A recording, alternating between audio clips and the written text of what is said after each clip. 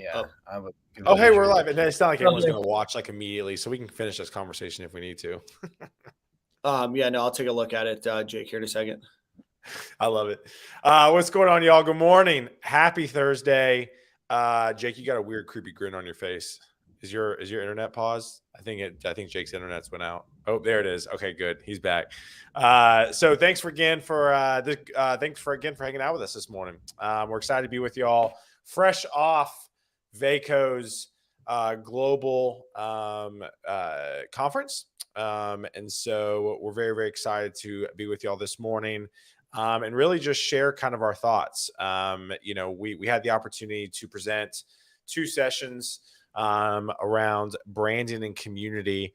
And I was texting with the guys this morning. I said, we didn't have a guest because obviously, we presented earlier this week and I didn't know how we were feeling. But I asked the guys, I was like, hey, we should go live and at least talk about what we saw. And now we're here. So, Dan, it's good to see you. I think Jake is completely frozen.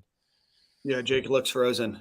Jake we lost them. It's okay. Hopefully it comes back. So Dan, I want to kick it off, man. What do you feel like that you saw that is the biggest obstacle for people to get started based off of our 2 sessions? Yeah, I think the biggest obstacle that most people have and struggle with is just getting started, right? I think a lot of people want perfection, and I think a lot of people also expect, immediate results and immediate growth. And I think that's the hardest part for most people to realize is that building anything is usually not an immediate success, and that a lot of people either get discouraged because of that or they fail to start because they don't think that they'll get immediate success, right? Yeah. And I think a lot of people conflate building something to, if it's not the biggest or best or baddest out there, then it's not worth building. And I think that's inherently wrong. I think that's the big thing that I see is I think people hate to be humbled and start small. And I think that is just to be totally honest, a mind fuck for a lot of people. Yeah, no, I would, from the conversations that we had both before and after, our presentation, both after, right? Immediately after and then later on in the day after was that most people don't realize that they just have to get started at some point, right? And it's so easy to kick the can, down the street and say, hey, I'm going to do this at another time, or once I get a better idea. We talked to somebody, if you guys remember, from Milwaukee, and he's like, what's the best way to start? We're like, just comment on something that somebody else wrote. Yeah. Yep. You don't have to be a thought leader or try to be somebody that creates the most profound thing each and every time. Just engage in conversation with people. Yeah. Jake, I kicked it off by just asking, what do you think you saw amongst our 2 presentations on why people don't get started?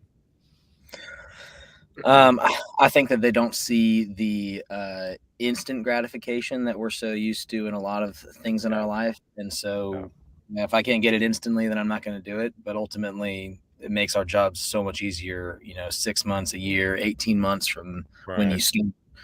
That you got to be planning for the future as well as tomorrow, Well, and I think too, our industry in general is quick hits, quick wins. Yeah. Right. I mean, it's, we kind of always say you're kind of as good as your last deal closed, which obviously from a mindset perspective, you can get a little burnt out by that. But I think what we were preaching is almost the antithesis. That's my triple one award score for today. Say what? Your word of the day, toilet paper kicking in. That's good. There you go. I love it. Is that basically what we preach is kind of the complete opposite of what I think our industry promotes. Yeah. And I think it's consistency, follow up, honesty. I mean, it's the exact opposite of every talent solutions, everything. Even when we're doing consulting, we're pitching against people. It's all right, you're going to have a big 4 come in. They're going to start with their badass heavy hitters, been doing it for 10 years. And then in 2 months, they're going to just swap it out. Exactly. All right, here's my offshore resources, So, and Dan, I want to go back to what you were saying, because I don't want to we want to talk about this more, about how you honestly don't have to come up with something like on your own. You can just leverage other people's stuff. Well, I think beyond that, like, yes, well, I'll hit that on a second, but I think a Cool. lot of people often don't realize the amount of information that they know, especially like Mhm. in our business or Mhm. any business as a whole, right? Like people think that if they're not the top biller or the most tenured person, that they don't have valuable information to provide, and they second guess. It's like, oh well, I've only been a recruiter for 3 years. Like there's been people that have been doing this for 20 years and they're going to be better at sharing information. It's like, no, you've learned a lot, you've Yeah. dealt with a lot, and you've interacted a bunch, and you've seen the Even through process observation.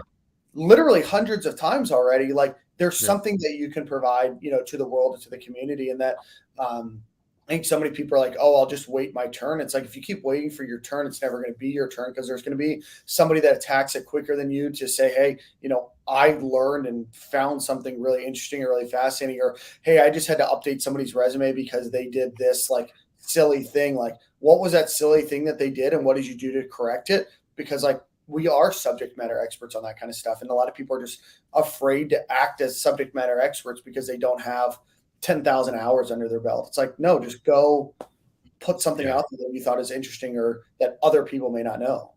Well, that's that fear of rejection thing that we were Yeah, talking about here, So too. It's true. like that's why a lot of people don't do a lot of things, right? Don't no, try something new. Don't ask that person out. Don't, apply for that job. Don't, start that business, or don't get Ask the into that school or promotion. whatever. Yeah, don't ask for promotion, and sucks. Don't let the fear of striking out keep you from playing the game, right? And so it's like, but that's real, right? Those Yeah. who overcome fear, or not even overcome fear, those who even do it fearful, right, mhm, are the ones who are going to be successful, right? So And this so is this is a little bit of like a targeted recruiter question here, but I've actually been kind of mulling this over. And Dan and Jake, I want to hear both of your thoughts. Do you think so? Well, one of my biggest regrets is not doing this earlier, right, mhm. Jake? I think you caught on to this really early, and I think that's why your success has just skyrocketed. Like, do you think recruiters could arguably get in this industry and start community, like kind of getting away from the status quo immediately and just start building community and still be as successful in the early years? Or do you think there's got to be the blocking and tackling of the Dice, the career builder, the LinkedIn, messages that need to happen in our industry as a whole? Well, it depends on where you start, right? If you start with zero network, you got to build somewhere, Sure. right? And reach out, but like we've always said, building with purpose, right? Reaching out with purpose. Even when I was doing the recruiting stuff, back in the day, it was like reach out for literally any other reason than a job, right? Hmm. It's like, hey, I've got this, this nonprofit fundraiser thing that we're doing, or we've got a happy hour, or we're, you want to help educate kids on Java, like And so, anything. so, so, so that was your approach as a recruiter. Yeah. Yeah. Day one, literally anything else. Yeah. Because I didn't find it fascinating. In the job piece was not fascinating to me. It was the people I got to interact with what was so Mm, fascinating. So, and that's ultimately why I jumped out of recruiting into consulting. sure. I was like, well, I'm meeting all these incredible people, and then I got to give them Sure. away to other companies. I don't get to hang out with them every day, right? Yeah. And so, like, that was like a main, or at least something that gave me the confidence to start the consulting services. Was like, man, I love working with all these great people that I've met. I want to be with them longer. Like, Yeah. why don't we build something together? And so I love that. Dan, what are your thoughts, man? If someone's getting started, I mean, I don't know if I have like a true answer other that's than fine.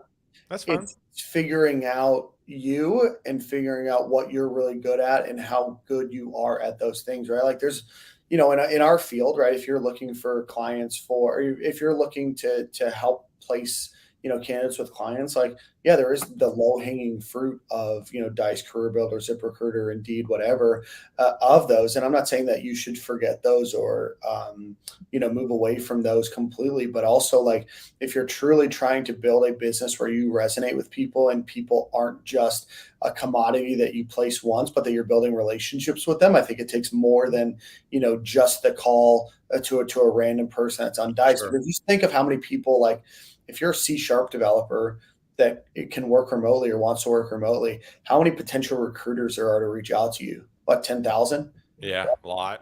I mean, between internal and external recruiters, there's a bunch, right? And so, how hard is it going to be to build a relationship with that person? Like, even if you don't place them, right? Which is probably substantially more likely than not, right? But Right. you build a community of interconnected people. You put your thoughts and you build true relationships with these people. Even if you don't place that person, your ability to create a lasting impact with that person, because you're not competing just for time and ear space with that person, like, is going to be vastly different. There's not, I don't know like a stat behind it, but I guarantee you your success of being able to build a long-term relationship with that person is probably 50x better than it is by just Yep. like really reaching out to them on Dice. Yep. Absolutely. I'm kind of curious too. Well, first off, before I ask this question, because we're kind of getting on topics, I'm just kind of going down some rabbit holes or rabbit trails here. Is there anything else that you boys saw from the crowd, from the questions, from the follow-up conversations we had afterwards, that maybe we need to bring to light, to people who watch this now in the future? Jake, did you want to go? You're on mute. You're on mute. Oh, You're on cut out. mute. It cut out for me, man. That's being all crazy. So I'm sure it was a really great question, but my inputs did not let me hear all of it. So Oh, I just one more follow up. If you've had any more conversations with people after our talk and maybe want to share them, just any other thoughts that you heard from people. oh yeah, I had someone reach out. She was trying to shorten. Her name is Sarah, and she had like a crazy long last name. Yeah. And so like we were trying to figure out, hey, how do we just like get you a email alias so that way when you're networking, you can like, hey, it's Sarah at Vaco.com. Sarah Vaco was taken, but she ended up coming up with Sarah CPA at Vaco.com. And so Perfect. she got that, and now she's she's Big Four background, so she's networking with all these CFOs and stuff, and now she's like, boom, here you go. And so like she did that takeaway Lack of with friction is what you know, is what needs to come into with networking like that. yeah, it was awesome. That's Yeah, cool. she I love took it to that. heart and made it happen. Made it happen quick. So reach I out to love Sarah that. CPA at Vaco.com if you There you go. There you finance. go. I love it. I love it. I mean, Danny, you but got anything else? those sticky things help, right? I mean, They really Dan do. at Baker.com is a lot easier than D Thompson, right? I mean, even though that's like an easy last name, like People mess everything up all the time. people mess things up, right? I would say for me, a couple of the profound or just conversations that we had after were just about, how to get started. We just talked about that and the cadence in which you need to put in, put information out. And you don't need to be a 10 time a day poster. You don't need to be Yeah. a 5 times a week poster. Sometimes, hey, if you have something, put it out there. Maybe it's twice a week. Build yourself up. You don't have to go from doing zero to doing, 100 different things a week. You can go from 0 to 1 and then 1 to 2 and then 2 to 5, right? It's those kinds of consistent improvements, and conversations that we had that allowed, I think, it to resonate with people, because I think people will see you and your reach or Jake's, reach or mine and be like, all right, cool. I'm going to go do that now. It's like, well, why don't you start with getting 100 people, to view your post before you start thinking of, 50,000, right? And then from 100 to 200, and then 200 to 1,000, right? So some of those small incremental conversations that we had, I think really resonated with people. But I truly do think that like we set out some really good parameters for people to build off of, right? Of like knowing what your target market is, knowing what your target audience is, knowing what your ask is, and then There you also go. that it takes time, right? Yeah. Like are all things that hopefully will allow people to remember that, hey, this isn't an overnight thing. It takes some thought, but it takes a lot of effort. And then most importantly, it's going to take time.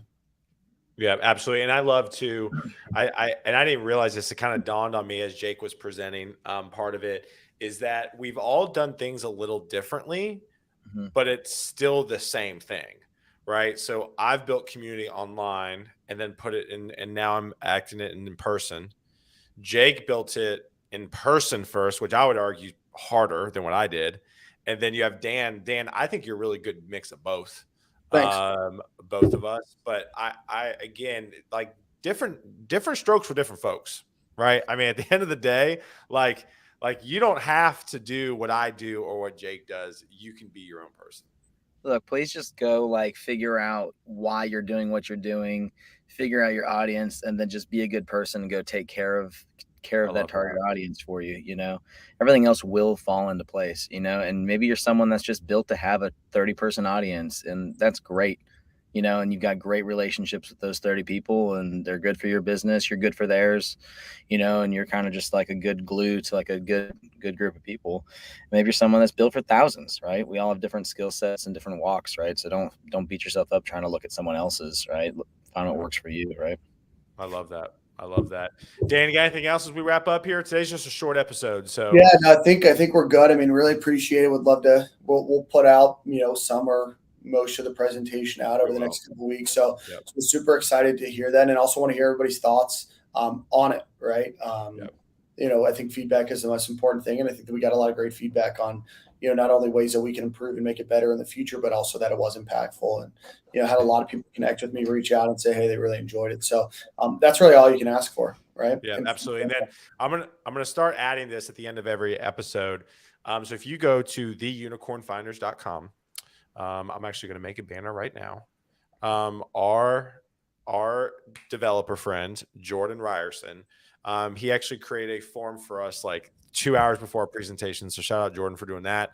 So you can go sign up. We are going to build something. We don't know if it's an email list. We don't know what it is, but we will do something. And if you are open to being involved in our ecosystem in some way, shape, or form, go to our website, submit your information at the bottom of our page, and we will eventually reach out to you once we figure out what we're doing.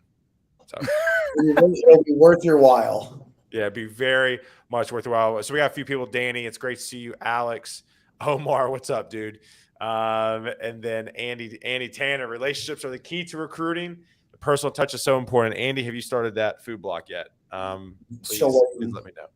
All right, y'all. Well, thank y'all again. It was really short today. Just wanted to be with y'all this morning for a few minutes to recap our wonderful 2 days at Vaco's global conference. And we will see y'all next week. Next week. See you guys. Peace.